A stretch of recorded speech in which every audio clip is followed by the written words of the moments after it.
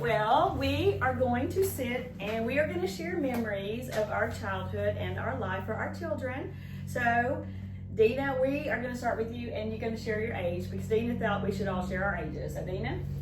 I'm 58. I'll be 59 in December. This is August of 2025. Yep, I'm 56. I'm 61. And I'm 53. We'll be 54 next month. Yes, and sorry if you hear a lawnmower in the background. So anyway, my kids are always wanting me to share memories from our family. So this is what we're doing while Uncle Ronnie is down visiting. So I had asked them just a second ago, kind of a crazy question. So just get ready, prepare y'all. So if you could change, and I'll start with myself so y'all can think. So if you could change one thing from your past and tell your children, I wish I could do things differently, what would you do? So for me, I had a lot of, I would always have a lot of comparison issues in my life. I would always compare myself to other people and other girls and other, whatever. So that's something I would not do anymore because I realized that God created me the way I am. He created me with certain strengths and certain weaknesses. So I would not, as a teenager or as a young adult girl, I wouldn't compare someone else's strengths in their life to my weaknesses and think I could never live up to that. I would realize now, because I'm 61, that the things that God gave me are for the people around me. They're my gifts, they're my strengths, and the weaknesses I have, I can glean from other people, and their strengths help me. So comparison is really a thief. I've heard that before, but it's true. Comparison will steal a lot of your life, and you're constantly trying to live up to somebody else's life and image. And another thing I heard, which I think is really cool, is you can't compare. You see one person's one moment of life, and you don't see what's behind the scenes in their life when they share this one beautiful moment. You don't see the chaos of the different moments of their lives. So a lot of times you'll see someone, in a picture and you think, man, my life just looks awful compared to that. But like when you look at, your overall life, the time you spent with family and friends and the good times you have and the bad times, you bring it all together. For me, I feel like we've had a beautiful life with two wonderful parents. And, I would just really learn to love myself, love my friends, love their gifts, and I wouldn't compare myself. Ron, what about you? What would I change about my life? Yeah, if you could tell your kids, what would you do different? I wouldn't do anything different. You wouldn't? Nope. Because my life, the way it's become, is because of what I've learned from my failures, from my victories, from all the things that I've gone through. I wouldn't be where I am today if I hadn't gone through those things in my life. Okay. And so the thing that I learned in life over time is that the most important thing in life is really getting to know Jesus on a personal level. Oh, that's so true. I have had many mistakes I've made a lot of mistakes in life, and a lot of people say, wouldn't you change that about you? Wouldn't you have not done that? Wouldn't you have said something differently at this point in your life? Wouldn't you have made a different decision? And looking back, yeah, maybe I wish I hadn't done some of those things, but because I did those things, it's made me who I am today. And it's actually drawn me closer to God. Yeah. And I remember about 8 years ago or 9 years ago, I was in a time where, a lot of the decisions I had made in life really came to a head. And I was paying the price for a lot of the things and poor choices, words that I said, decisions that I had made really came to just the peak of pain in my life. And it was at that moment I was sitting in work, and I remember it like it was yesterday. I was sitting in my office at work, and I was like, there's got to be something more to life than this right here. I had gone through a couple of years of just depression. I had lost everything from previous poor choices I made in life. I was building my life again, but I was missing, obviously, the fullness of life. And there were still things that I'm still dealing with today from bad decisions I've made, poor choices in life, words that I've said. Yeah. But at that moment in time, I felt like there's got to be something different about life than what I've been living. And I realized I had been living life based upon my choices, based on what I wanted to do, based on what I thought was right, based on my own wisdom in this world that I had, well, my perceived wisdom. And so I remember thinking, God, there's got to be something more to life than this. Because if there's not, I don't think I even want to be here anymore. That's just the truth. Not that I was considering, it wasn't a suicidal thought, so please don't take that. It wasn't that at all. It was just like, there's got to be something greater. Yeah. And it was at that time that I really felt compelled to really get to know who God was. Like, I don't even know you. I've spent my whole life going to church, going through the motions, thinking I know God, being very judgmental towards others because of what little I knew or what I thought I knew. And so it was then when my true transformational journey began. And God brought me to a men's breakfast at the church I'm going to, and I met a man who was leading like a men's Bible group on the weekends.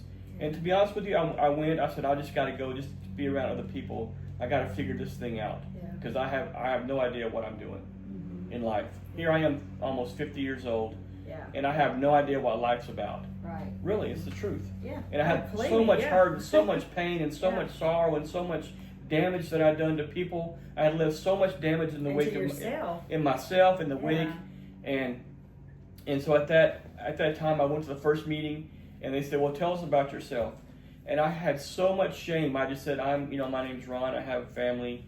I work for the government. And that's pretty much all I wanted. I didn't want to say anything about who I was. Yeah. I didn't want to share me. Because you didn't like yourself. Because I didn't like myself. You had some self-hatred. I didn't like anything about me. Right.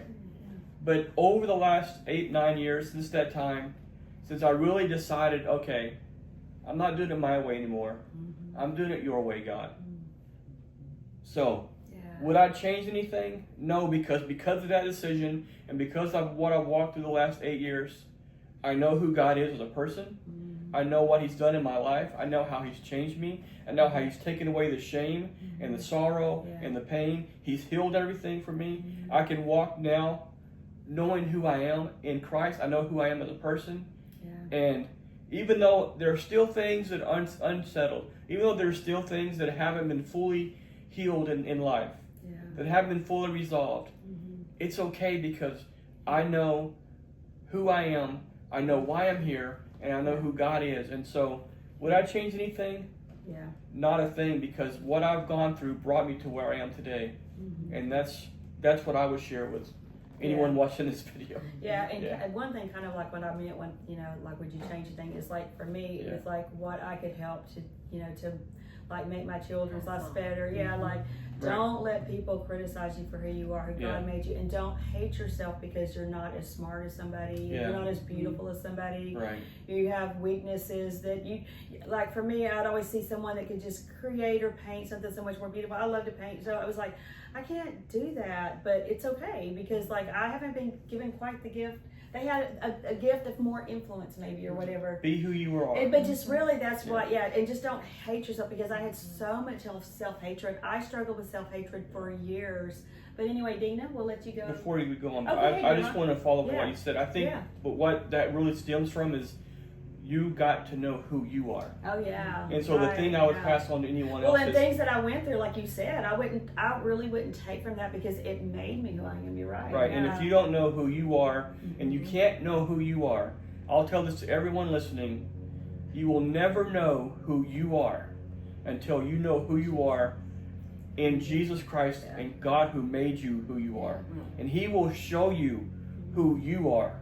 That's the one thing I would say. Yeah, because there's a scripture, Ronnie, and you probably remember this. It says, "In Him we live, we move, we have our being. Yeah, we become fulfilled when we find who we are in Him." That's right. Okay, Dina, what's your I guess it's kind of the same. It's like, as a child, we grew up in a really religious type church. We did, And even though I'm so thankful, like I don't regret that. Because it didn't. Even though I did go through a time where I questioned, I never questioned God, I will say that. I always had a love for God. But I questioned what church was about. I questioned who can I trust, where should I go? And I just, things that I learned, what was really true about the Bible, like what is really true, because I didn't know. I went through that probably about a 15-year period where I didn't really trust even go. I had a hard time even going to church, and I still don't like go to a church, but I don't have a hard time with it. I can go. Right. But I had a hard time even going to church, and Trusting people. even Yeah. I always felt kind of like an outsider when I would go to church because I had all these walls that I had built Yeah. because of being in a religious church that we were told Everything was bad. everything was wrong, everything was a sin. And my personality, I'm a conforming type personality. I just took that in, and so I just built all these walls to keep myself from being hurt. When my friends at school would say stuff to me, you know, when they wouldn't invite me to stuff. As I got older, when I was in elementary, it was fine, but when I got into middle school, junior high, high school, and my friends that had always been my friends, all of a sudden, just were not my friends anymore. You know, they would be nice to me in class, but I would hear about stuff they did, which I wouldn't have been able to go anyway. We weren't allowed to associate with the Egyptians. Exactly. That's No. what we were told. They As were- our, you know, that's Yeah. just anyone that wasn't in our church was the Non-Christian, Egyptians. That's true. So, but it was still hurtful. Oh yeah. And so, as a person, I built up walls, and it really took me years Oh yeah. to be able to even have friends, like friends other than that wasn't family. Exactly. Dan. And so that would be one thing I would say is, Yeah.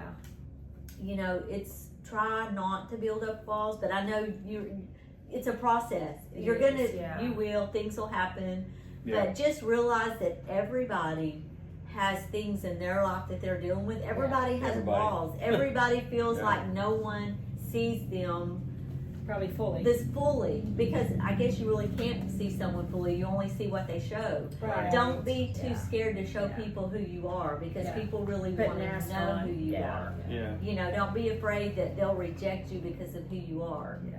Because Um, we'll put a mask on because we think Mhm. they'll accept that part of us. Right. Yeah. But, and the other thing is, I think also, like them, it took me a long time to develop my own personal relationship with God. Yeah. Yeah. And I regret that Yeah. I didn't start sooner. Yeah. And I think a lot of it, I can't just blame it on the religion, but a lot of it was because of our religious beliefs that I just kind of seen the Bible as a law. Yeah. Legalism. You know, Yeah. as Yeah. do not do this, you cannot do that. And Shall not. I love Jesus, but I seen him as, I would go to him when I messed up or when I was having a hard thing. Yeah. You know, and he would always be there to meet me in those times, and I would get ministered to by God, or I would go to church things and feel his presence, and I would live on that high, you know, for maybe a month or two, and it was Yeah. just so wonderful. But then I would just kind of get back into my normal life and The rut. my rut. Yeah. And I really am thankful. I mean, I really wish that I could have known that, because I would hear people talk about, oh, God showed me this and God showed me that, and I'm like, I read the Bible and I don't see that. Why don't I understand that? But after I made that decision, I was just going to read the Bible every day, even if I didn't understand it. And I started doing that. I remember there was one scripture, reading it, and I didn't really understand what it meant.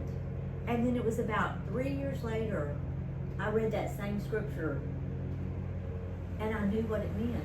And I was like, oh my goodness, I can see now, I understand what this scripture means. It was a scripture they can, you know, they seeing they don't see, and hearing they don't hear. I was Yeah, like, what does yeah. that mean? Seeing they don't see, hearing they don't hear. It made no sense to me. And Until it then did. until it did, and I was like, oh my goodness, it's a spiritual thing. Like Jesus was speaking about spiritual stuff. Yeah. And they couldn't see it because they were not developed in their spiritual self yet. Right. And they couldn't hear it Yeah. because their spiritual person Yeah. was too young and too immature to hear that. And they Like weren't our- familiar with the Word of God. and you think about little kids, like you can tell them, don't run in the street. Well, they don't really know what you mean, why Right. that matters. Yeah. And it was the same. It was like God opened that scripture to me, Yeah. but it was because I had become maturing. And Right. and I was like, and then I would start understanding scriptures, like they would just come alive, and I'd be like, oh, I understand what this means. But it was because of the discipline Mhm. of just reading the Bible and spending time. Yeah. And also another thing that's really important is speaking in tongues every day. Pray in the Spirit every day. And it was something that I started doing. And I don't do that every day. And I can tell you, it really helps, even if you just do it for 10 minutes, because Right. truly you are. And the way I do it is I always say, Holy Spirit, I want you to pray through me the things that I need. You and Father know what I need for today. You know what my life looks like. You know the things that my children need. Yeah. Pray through me today the things that need to be said, that need to be spoken into this atmosphere that's going to change the direction of my life, of their life, of someone else's life, whoever I'm supposed to be praying for today. Let me pray that out so that that word can be spoken out. And I do that, and it has truly made a difference in my life. Well, something, like we've heard about the scripture in Psalms where it says all our days are written in his book. Mm. And sometimes if you don't know a direction to go in your life, we have to understand that God has written every single day of our life in a book in heaven. And sometimes all we have to do is pray it out. And when we pray it out and we get on God's page, then we're in his will. We're in his perfect Then we will. walk it out. And we walk it out. That's all we have. All we're supposed to do is walk it out. But you have to. Sometimes you have to pray it out before you can walk it out.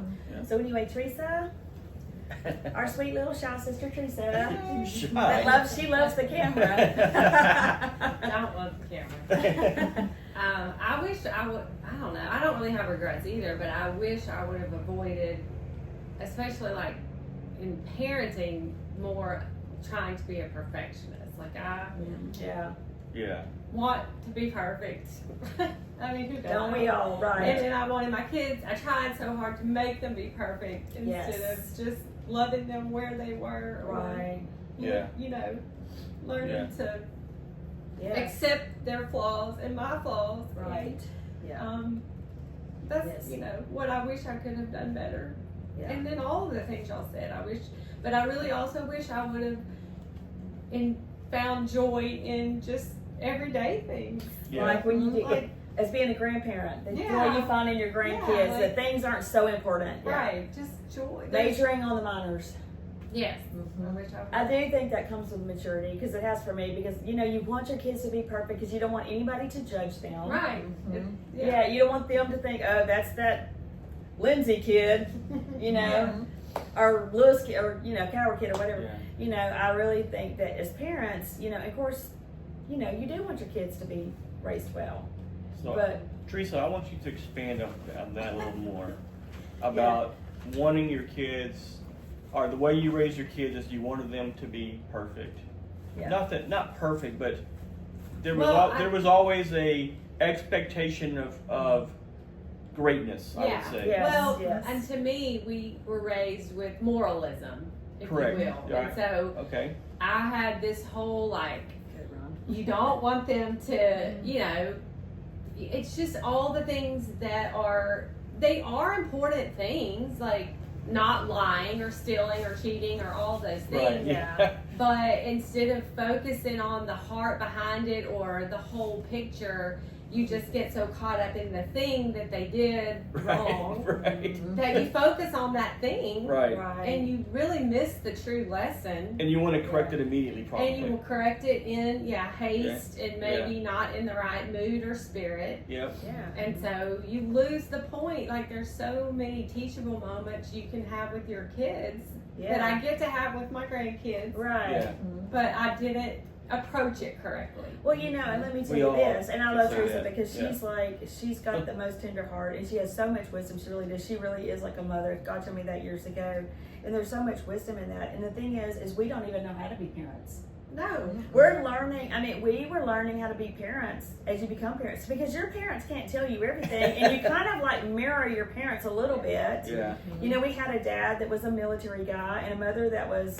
She had 4 kids, and she was Very trying to dogmatic. toe the line. Man, you got 4 kids, you got to keep them. And we were in church 4 days a week or so. Yep. So Mama had to be kind of. I mean, she was we had the most wonderful parents. I mean, we're not. Believe me, we had the most wonderful parents. But I mean, if you got 4 kids, you got to be a little militant.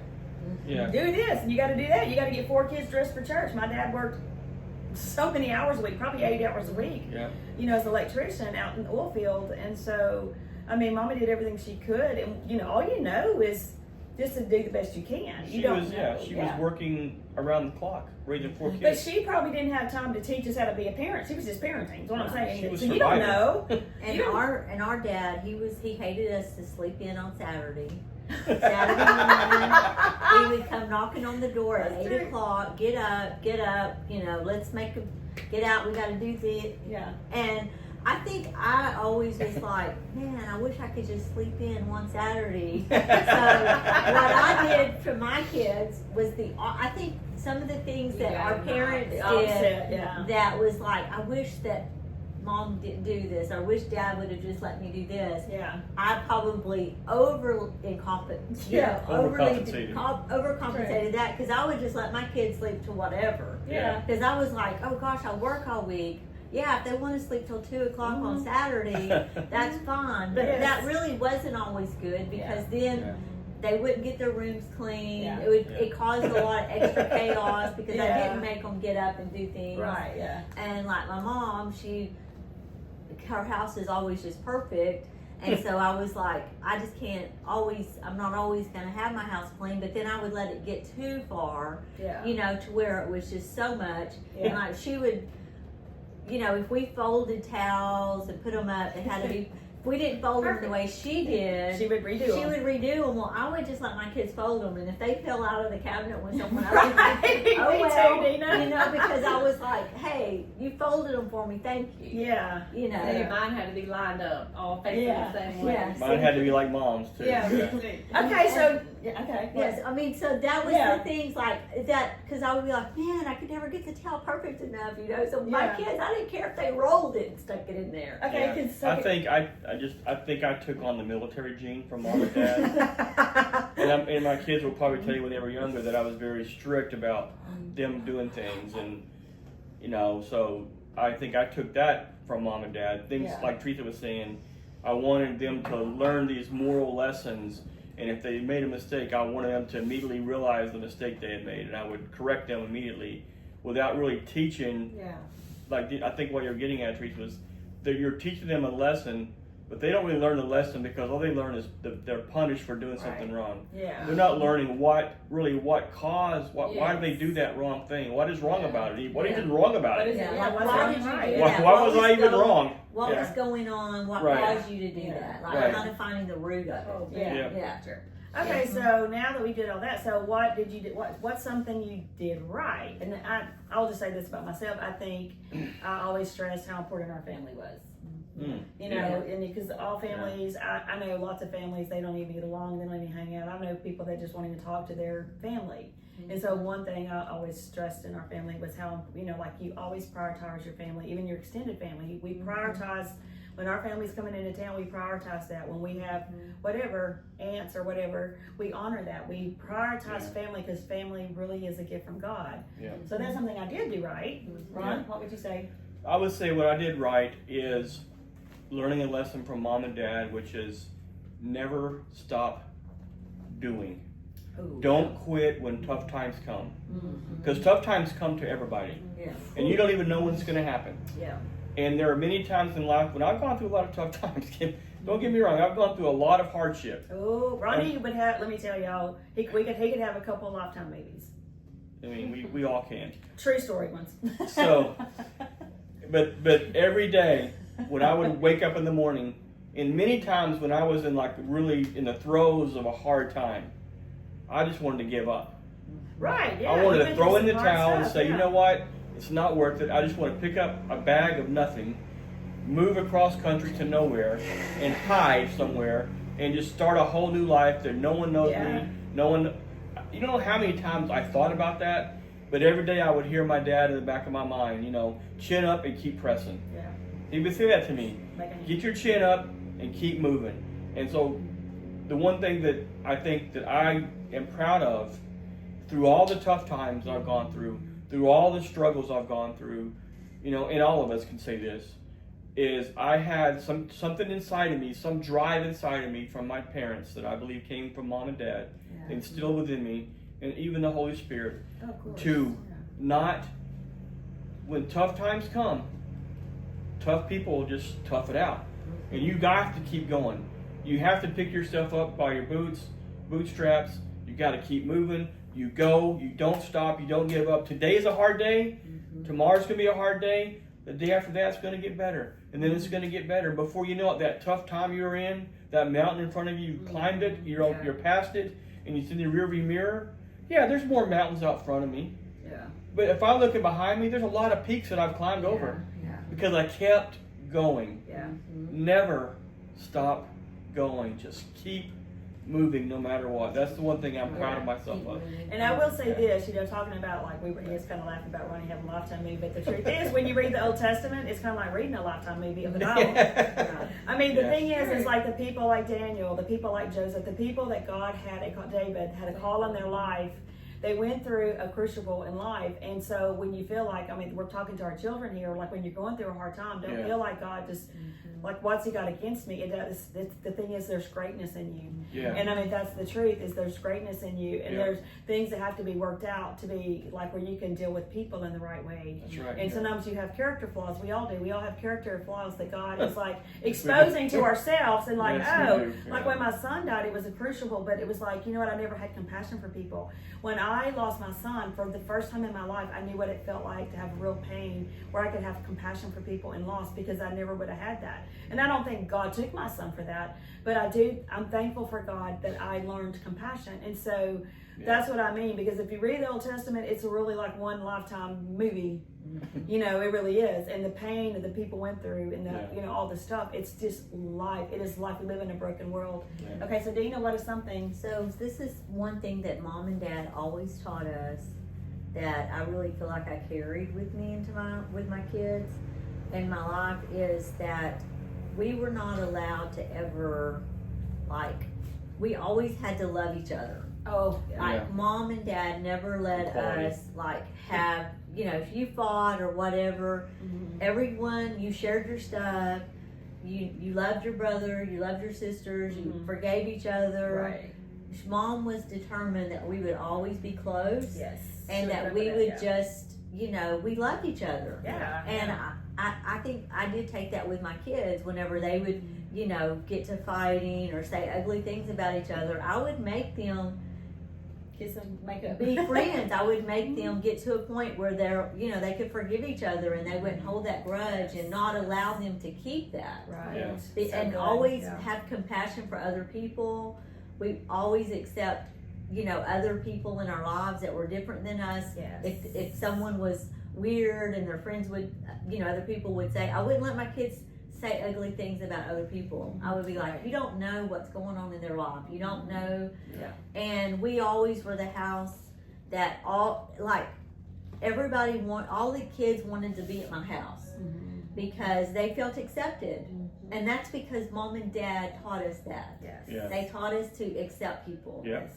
And to love them, and to always just, let people have a safe place to be. Yes. That's right. I love that about Dad. And before Teresa goes, to add to what Dina's saying is, Mom and Dad were always sure that there was equality and fairness. Especially Mom. Extreme if equality. there's 4 pieces of pie, it will be divided 4 ways equally. She probably with a ruler. Right. And so I took that into my life also, and sometimes that was a blessing and a curse. But You may not even like the pie, but you had a piece. It has to be fair. It has to be fair. Okay, Teresa. I think just a really good work ethic, even not just from Dad. Mom didn't work outside the house, but she was a hard worker. Absolutely. Yes. She taught us to work. Yeah. And you talked to We show up. If you're responsible for something, we show up. My children show up, and I just think a good work ethic is something that we. And Dad would always tell us, if you were hired for a job, it doesn't matter what they have you do. I mean, as long as it's legal.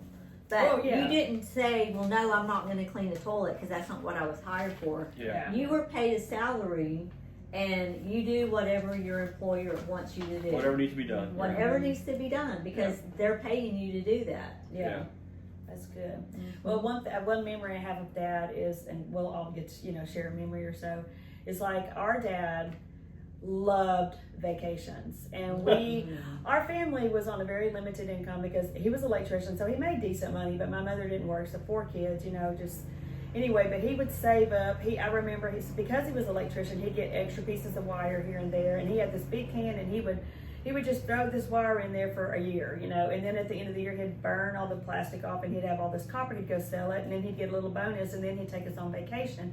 Every year, he'd take us fishing or things like that. My dad loved to travel. He took us to, we went to Grand Canyon. We've probably been to half of the state Yellowstone, in our life. Mount Rushmore. Yeah, so Ronnie, you expand on that. Just like that was some of my favorite memories of Dad, is like he loved that. He was such a simple man, but he was easily contented with life. He just loved life and nature. So yeah. So the one thing about Dad that I didn't realize probably till after I was out of the house and gone was he was deeply committed to us, Right. his family. Mm-hmm. Everything he did was to take care of his family above himself. He really didn't. He didn't have a lot of friends that he would go hang out with. He had a few friends, but he wasn't looking for the weekend to go get a kitchen pass to go do things with his buddies. Right. Yeah. His life was working and then coming home and taking care of the kids, and then saving up. Like you said, he would save up every penny to make sure we had what we needed before he would get something. Yes. I mean, I don't remember my dad going and buying clothes, to be honest with you. I don't think Mom may have bought him clothes, I don't know. Yeah, I don't either. I don't remember my dad, and of course we didn't have like Amazon or you couldn't order things online, but even then he didn't buy things for himself that I remember. Maybe just a few art supplies. He That was was about my it. Answer. And he didn't, but other than a few books, like Dad likes he to did read. like So to read. these were like But that was small older, things. and that was when he was older in life, Yeah. when he was Yeah. retiring. Exactly. Yeah. It was- He always made He sure was just we working had all the first time, stuff. yeah. He was always working, and everything he did was for us. Yeah. He saved for us. He provided for us. He, it was us before him. Oh yeah, and Mom too. Yes. And I didn't realize that until, like I said, later in life. I was like, wow, my Yeah. dad really worked hard and really put his family first. He didn't try to collect all these things, and it wasn't about that for him. He knew his priority. He had his priorities in order. He knew what was right, and he worked hard. Yeah, he worked many hours, but that was the one thing about Mom and Dad. I guess Dad specifically, you're asking me, that really holds true to me to this day. And I wish I had learned that earlier in life, where I could have really put that into practice when I was younger, when I had my kids that were younger, because I didn't realize it then. And I was really self-centered, and I wanted things for myself. Everything. No, I'm serious. No, but even when I had young kids, I was more worried about me. And sometimes, not all the time, but I took care of my kids, but I still would look at me like, oh, I want that. And really, my dad wasn't that way at all. And that's the one thing that I really learned from him. And over time, I've changed, but that's the big thing. Yeah, he was really content. That's he was content with just sitting in his backyard, looking at the grass grow and the flowers. I was gonna say my thing about Dad is a love for the outdoors. Oh yes, Gardening absolutely. and Yeah. Yes, he was a looking good at gardener. birds. Like he appreciated just little Nature. simple He things got in a book nature. to look at birds and identify them. He loved birds. And I love that too. Yeah. He didn't get that from Mom. Mom doesn't like the outdoors at all. Nope. But Well, probably because she had a pig cotton as a kid. Yeah. Well, he did too. But yeah, that's true. But he liked in the vacations. Yeah. That was really his priority, is to make sure that we always had a good vacation. Yeah. Because when he was young, they could not afford And a to take memorial vacations. type, Memorable. memorable. Thank you, Yeah. Jessa. Vacation. And he would, and one of the funny things about, we all know this when we went on vacations, is we would always go to McDonald's. And Dad would have, we would all, at lunchtime, We'd all order first. we'd all order first. And then, because Mom, we always was very budgeted. So if we went to McDonald's, like when we weren't on vacation, you would have a choice. You could have French fries, or Or a you could have a hamburger. hamburger. We wouldn't even get a Happy Meal. You No. could have French fries or a hamburger. One of the two, yeah. And I would always get a hamburger because French fries were too greasy for me. They would make me have a See, no, I was sick. had a sensitive stomach to grease. Yeah. And Always Ron, sick did you on get vacation. hamburgers I would too, always Ron? get French we all fries. got French Okay. fries. I got French fries. I'm the only one Three of that, us that got a got it. hamburger. Yeah. And then they would get French You were a little bit fries. special in that way. Yeah. But Dad, on vacations, he would always get like a milkshake or I an can apple laugh pie. too. Yeah. And we would be sitting down, and then he'd come with his milkshake and his apple Apple pie. pie. Yeah. And we'd Right. be like, we didn't know we could have. He said, I told you could order whatever you wanted. But we were like, And He then would- way we he would order laugh. and then Mom would make him go back and get us an Yeah. apple pie. And even a milkshake Every if time. we wanted it. She did, or a milkshake, whichever one. Yeah. Yeah. But he would laugh, y'all. He Yeah. loved it. He loved to joke with us, tease Loved with us. his kids. Yeah. Yes. Another And thing. grandkids, yeah.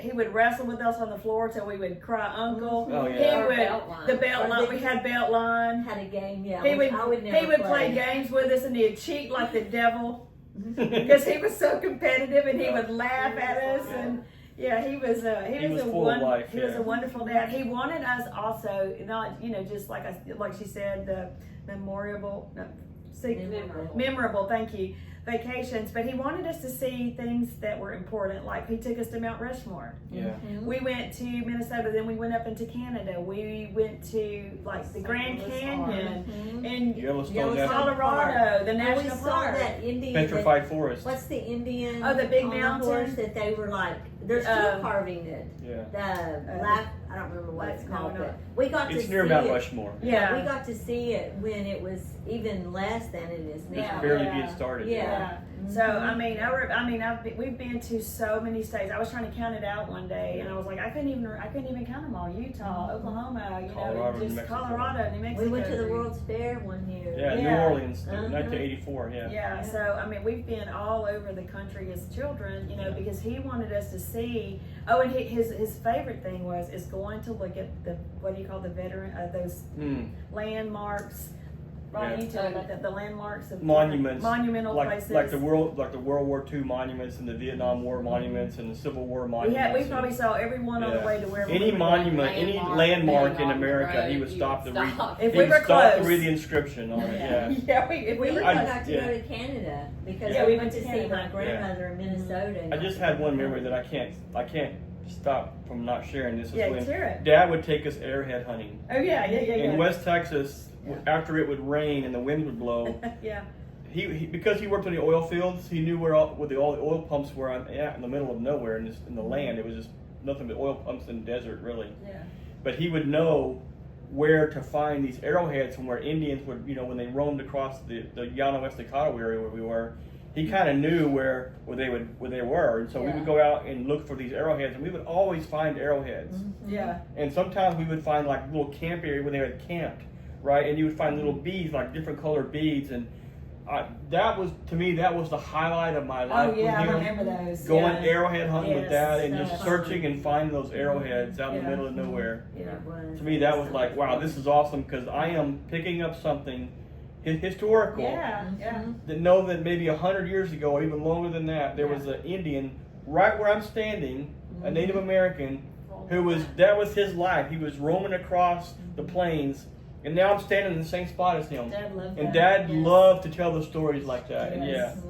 So. He did make up a lot of yarns because he would tell us He loved to tell he didn't wear stories. shoes. He wore what was it? He painted them white. He painted it, dipped his feet in something, and that was his shoes. What was it like? And the rich people had colored paint, but they only got water black. Yeah, Yeah. he would like, and he would, school. He had to walk up a mountain through snow and stuff like that. I mean, he told us. When all he this. lived in, Of course, we Arizona. knew he was lying. We could tell when our dad was, just. I mean, we may not know in the beginning, but before it was over, we knew it was like, okay, this is not true.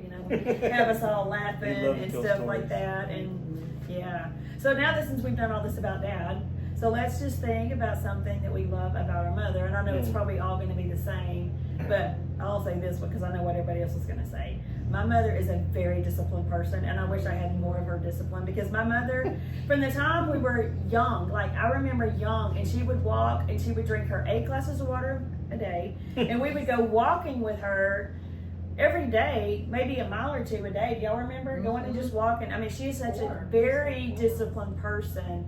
I don't even know anybody that's as disciplined as my mother, and she's because of that. She's here. She is 81 years old. She's a fairly healthy woman. My boot camp instructor was like that.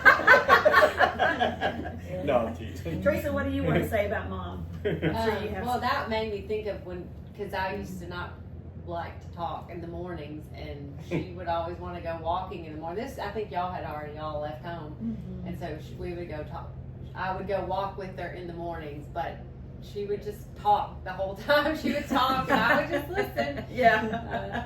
I don't know, Mom's just sweet. And She is. She's like everyone. she's like a saint before she's even dead. I mean, she really is. It's like And she always loves shared everyone. Jesus with, like, right.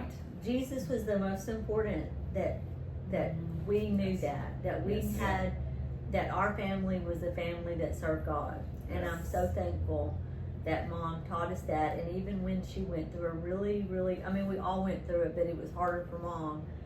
A time in our life where our family went through, where we had left the church that we had been part of.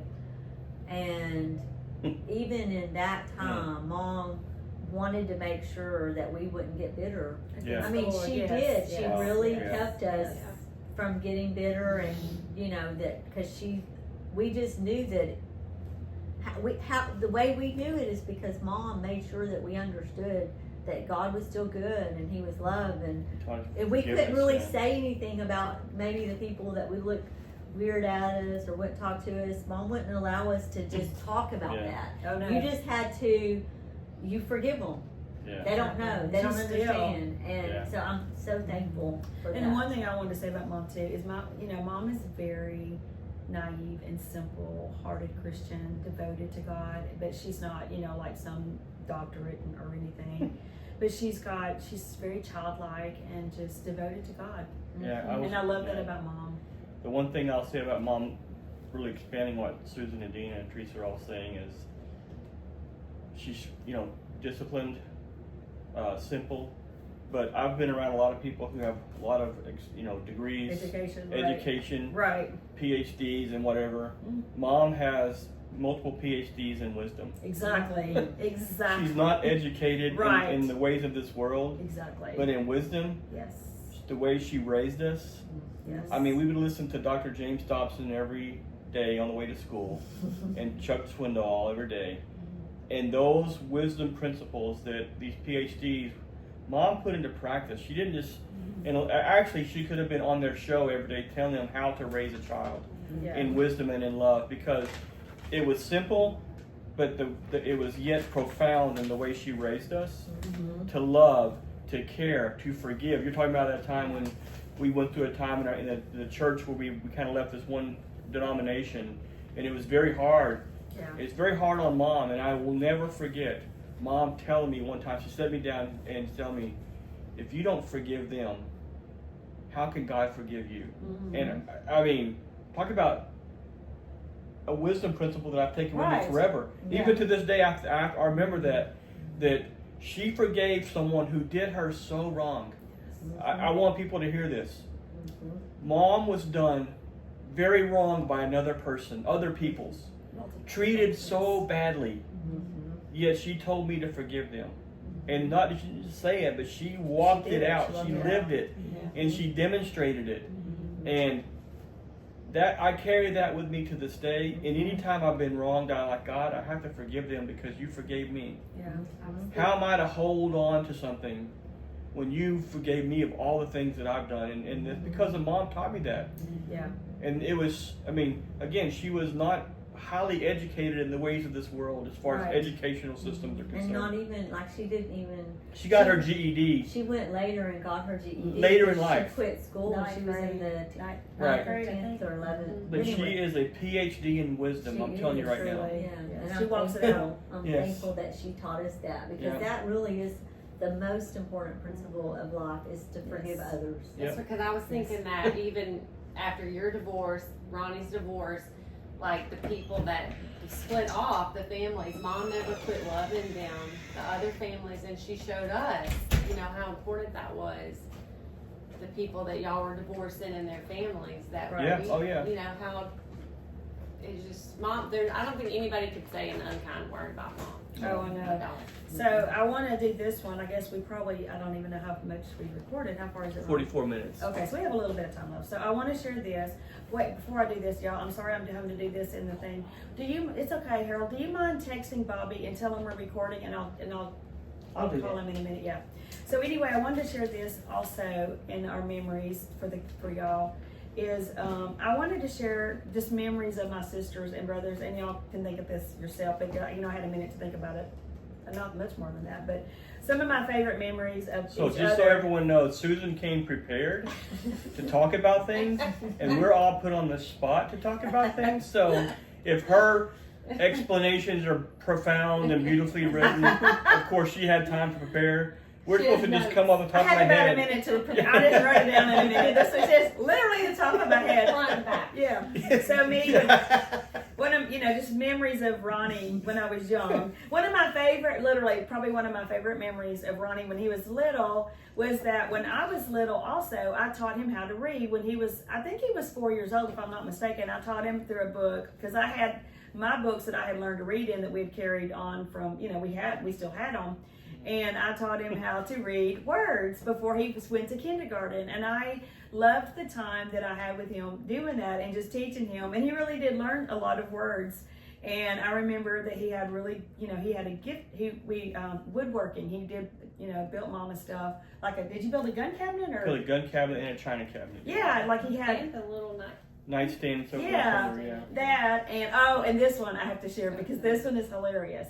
So the only thing we had in our church really to do was to dress up. I mean, we didn't do anything. We didn't go to movies. We didn't do anything but go to church. And so, we just, dressing was our thing. And so my brother had some style, and he had the key to style, and he would always dress like those guys on Miami Vice, and we would tease him all the time. But he had a sense of style, and that's what I remember about Ronnie growing up. Is his You know who didn't like my sense of style? dad. It was our dad. Because you wore those whatever shoes without socks, and you just got Huarache shoes. Yeah, it's And a tank top. With a jacket. I had a jacket, but I had a pink tank top and a white jacket with the sleeves rolled up. And Yeah. I remember one day in church, my dad looked at me and he looked at me and he could see that I had a tank top on. He's like, he goes, "Don't ever wear that again." it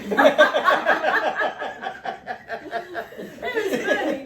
So that was Ron. So let's see, and then on Dina, one of my favorite memories of Dina is we were baptized together. I was 6 years old and she was 4. And one of also probably the favorite memory as a child of Dina is Dina could start telling a story, and she could tell a story for days and days and days, and we would beg her, please tell your stories, and she would just make up a story and she would tell it. The whole time when we were on vacation one time for like 2 weeks, she literally started a story, and every day we would lay in the back of a camper because we traveled in this camper, and she would keep these stories going for hours and hours, and we would say, "Dina, tell more." She was like, "I'm tired," and she would just keep these stories Make going stuff up, for yeah. days and days. That's true. And anyway, let's see, what else did I put about Dina? Let's see.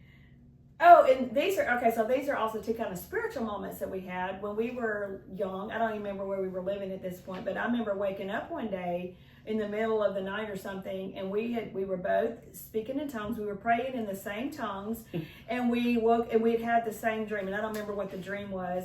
And then another time, we had a very similar dream about both of us we both had the same dream, and in the dream she was standing in front of this audience and she was teaching, and in my dream we were in this place where a conference, and I was playing the piano and singing, and I was singing a song that I was literally kind of like writing as I'm singing. So it was really cool because we had literally the same dream. We were in this conference, but she was teaching and I was playing music. And then Teresa, so my memories of Teresa was she's like 7 years younger than me, and so she was the baby, and so I would carry her on my, she literally, I felt like she was my baby, even though she wasn't my baby, so I carried her on my hips all the time, and like she was our little princess, and we would always get her to ask Dad, Dad, go ask Dad if he could take us to get an ice cream, because she had Dad wrapped around her finger. Yeah. And like she was the baby of the family, and we just thought she was, it on a stick, really. She was just everything to our family. She's a little star. And so the baby of the family, you did. And she was like a little secretary too. She had this little purse she would carry around, and she would pull her little notes out. She loved, you could buy her anything with like pens and notes, and she loved tissue. She'd have a purse, it'd be just full of tissue. She'd just do her little eye, and then she'd put it back in there, or do her little nose, and she would just pray. She'd get on the staircase because Mama prayed all the time, and we had like 4 steps that went up to a thing in the fridge and the trailer we had, and she would just pray. like 2 years old, just hey, yeah. So it was really sweet. So that's my memories of Teresa. So anyway, Ronnie, what's some of your memories of each other? You can however random. Okay, you now think. that I've been put on the spot, let me think. So I'll start with Susan. I remember when I was in like 7th grade, I think going into 7th grade, which was middle school, and we grew up in Levelland, Texas, and you know, like Susan said earlier, Dad he did well for an electrician, but there's 4 kids, and so there wasn't always a lot of extra money for like. I never had a pair of Nikes or something like, you know, we didn't have Right. we didn't have name brand clothing. It was like we would take turns getting clothes. And I remember Susan had a job. It was like probably her first job maybe. I don't know how old you were because I was in 7th grade. You were probably just 15 or graduating high 16, school or yeah. something. And Susan spent her entire paycheck buying me shirts that were like, they were like the cool shirts. They weren't like, they were like Le Tigre or Izod or something. And it wasn't like, you know, Joe Schmo shirt. It was like a real, like what all the other kids were wearing. Oh. And I it didn't really, even know that that's what I got you. That's it so really sweet. helped me because I never felt like I belonged. We never felt like we belonged anyway because we were different, because we were Pentecostal and we, Yeah. you know, we just didn't fit into the schools. But going to 7th grade and knowing that I looked like everybody else. Oh, that's so sweet. No. I didn't even realize I did. I mean, I knew I Oh, bought it you was. clothes. I didn't know it they was were the- like different. It was like for that. me, and you mentioned my sense of style, and I've always Yeah. had like Yeah. just because I'm kind of an artistic person, Yeah. I've always wanted to kind of express myself in clothing, like, you know, Yeah. that's what artistic people do. Yeah. And so it was important to me. You don't understand how important that was to me. Oh wow.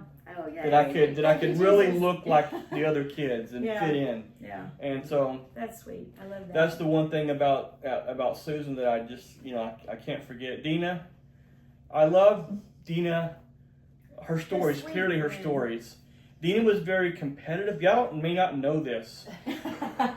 Dina was a very fast runner.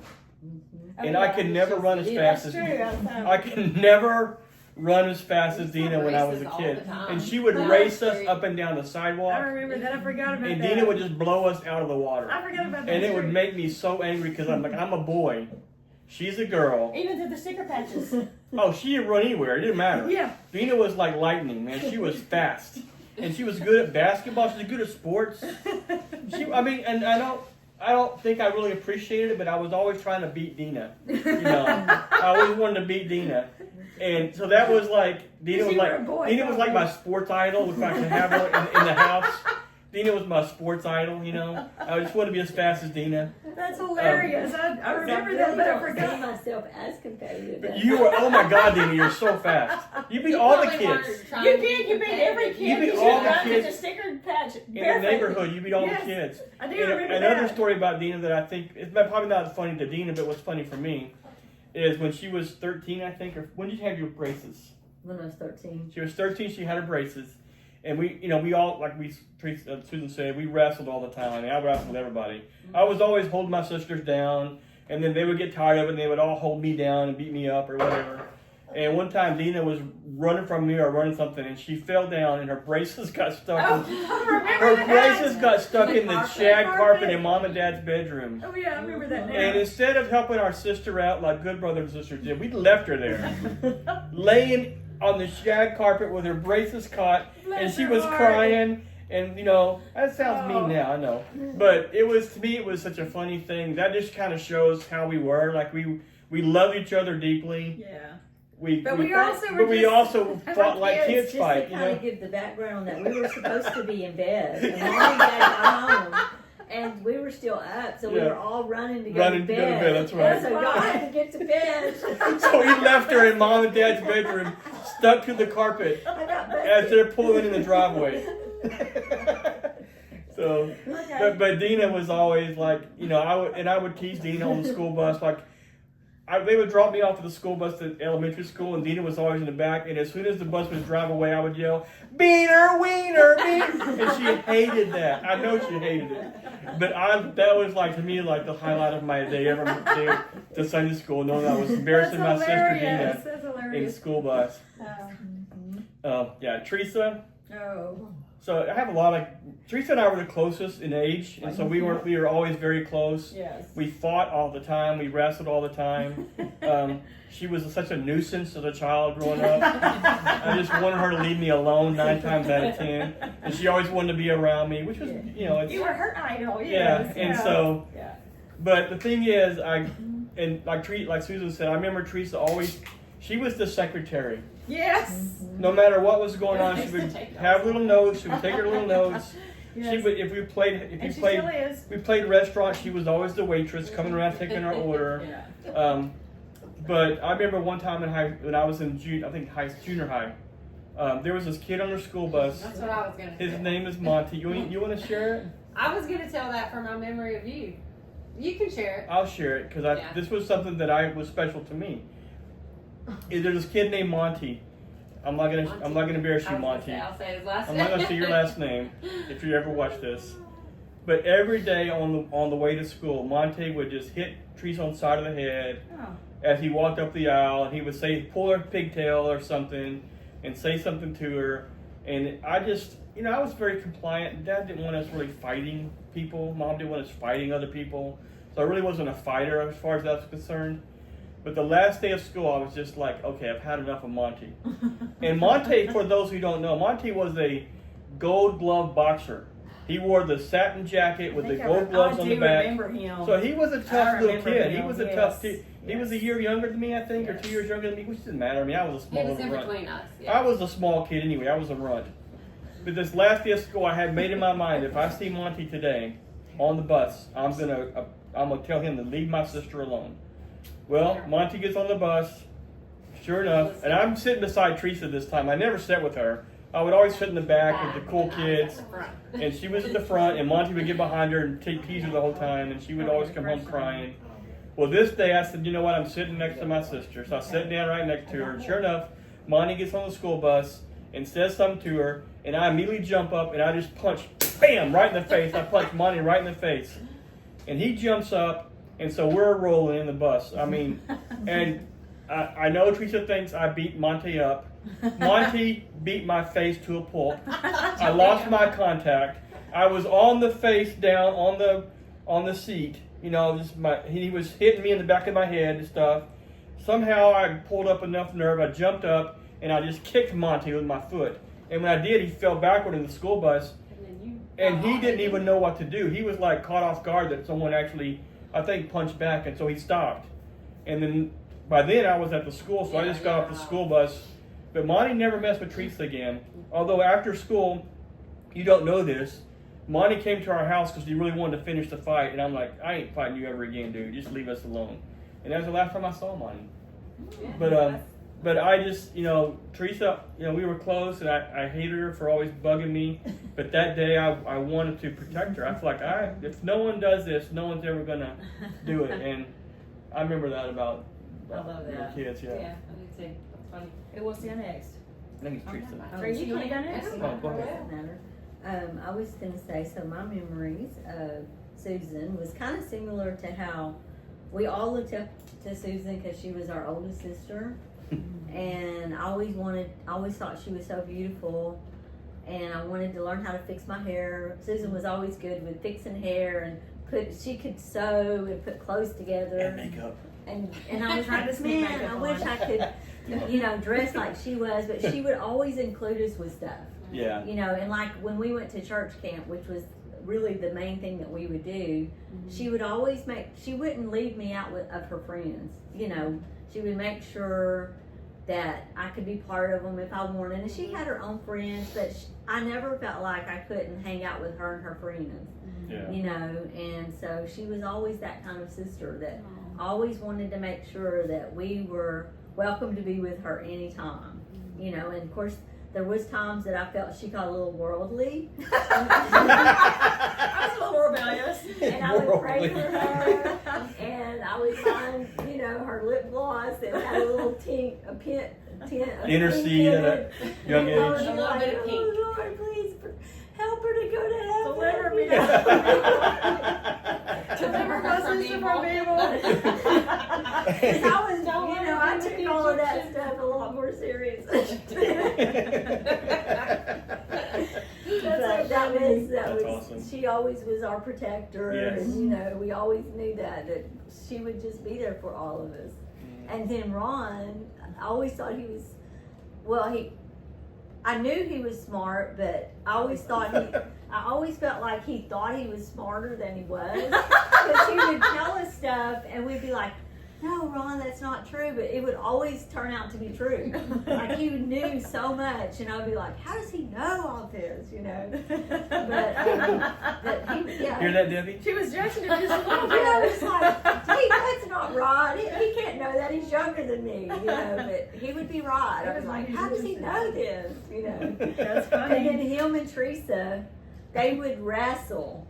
And Teresa was taller than Ron at this time, and she had long legs. That's right, I forgot. And she would always get Ron, Oh, my she would God. wrap her The legs scissor- a the scissor scissor- log. Oh. And they would roll Oh, all my I created across that the living room floor, and Ron trying to get out of the scissor log. Oh my And gosh. Teresa would be just like holding him as tight as she She could. did. And I remember one time I was watching them, I don't know where Susan was, and they probably don't remember this, but I was watching them and I was like, y'all cannot do this, you know, and Ron you would get sometimes you'd get like really upset and really Of angry. course, I couldn't get out of the because you scissor lock. couldn't break through and you were able to get through, and I remember grabbing you and pushing you on a chair and be like, you're gonna sit there, you're gonna sit there, because I couldn't handle y'all fight. Like I hated fighting, Yeah. like I did not like fighting. Yeah.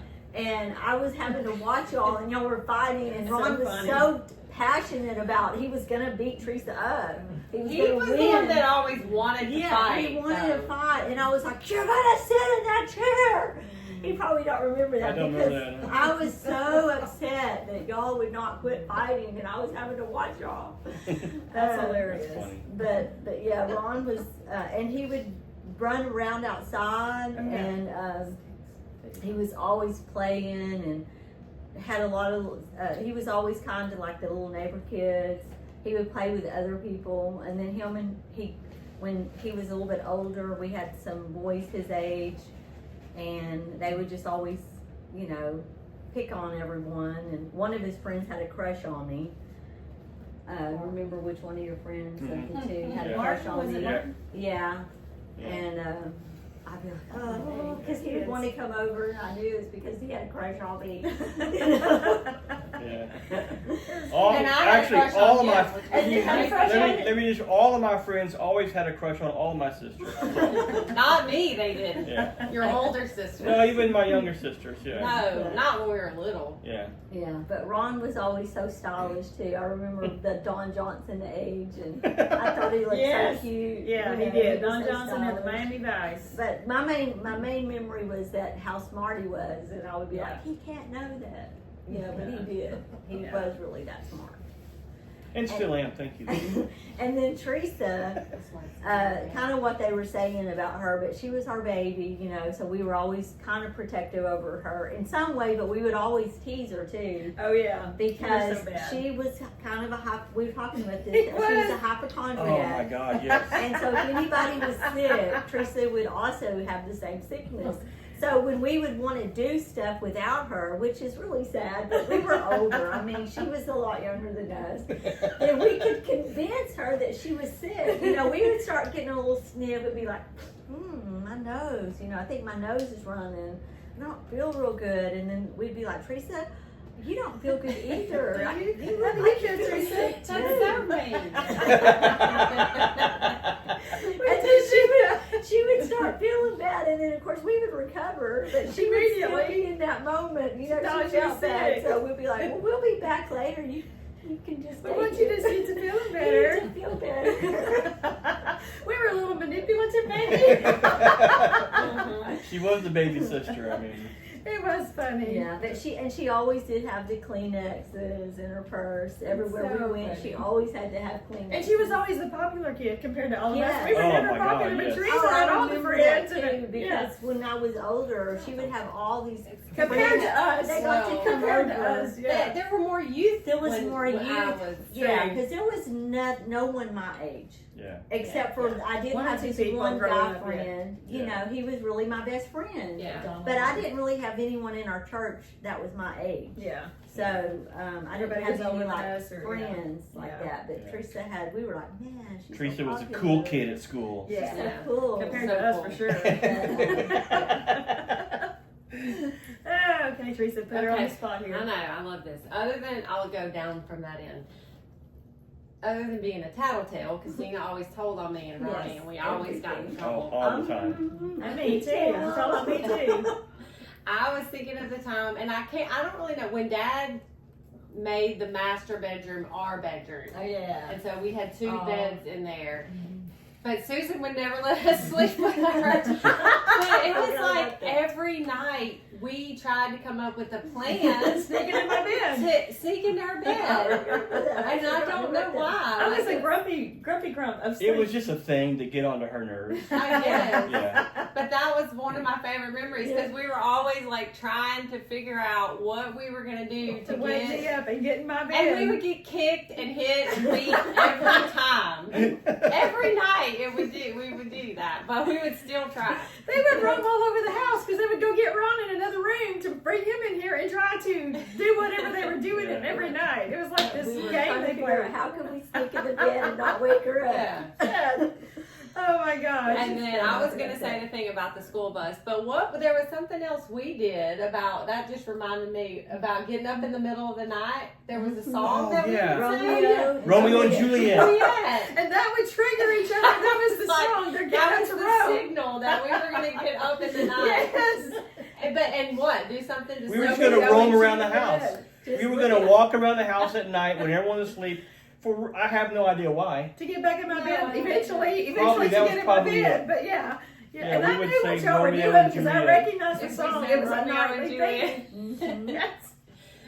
And how we That's just funny. love to Because wrestle. I was a little grumpy when I went to sleep. I didn't want to have to be woke up, and I'm still kind of like that. So I don't know. It's a thing. Yeah, that is true.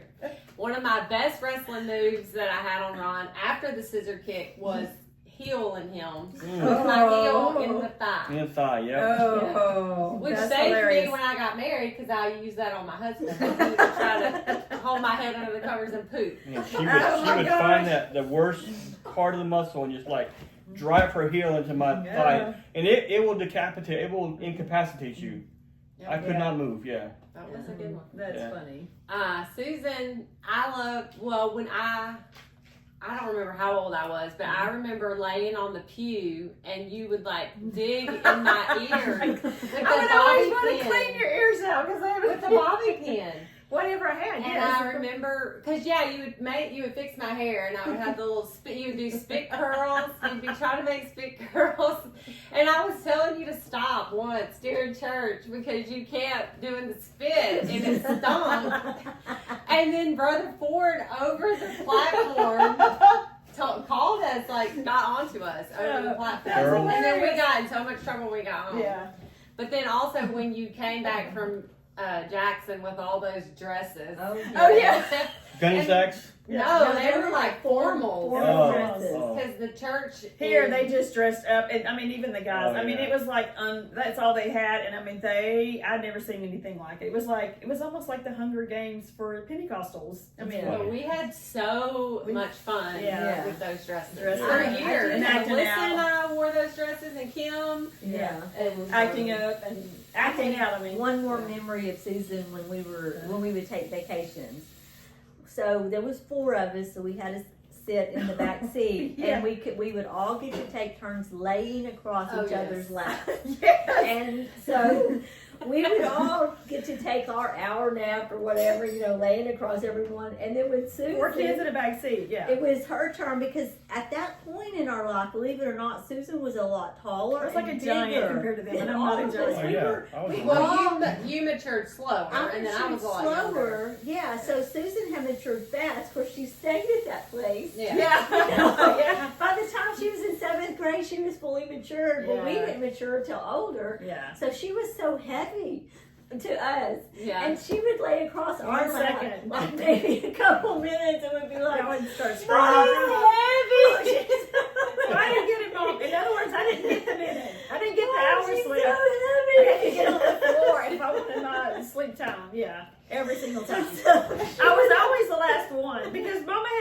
she was going to get 3 free hours of Peace. peace.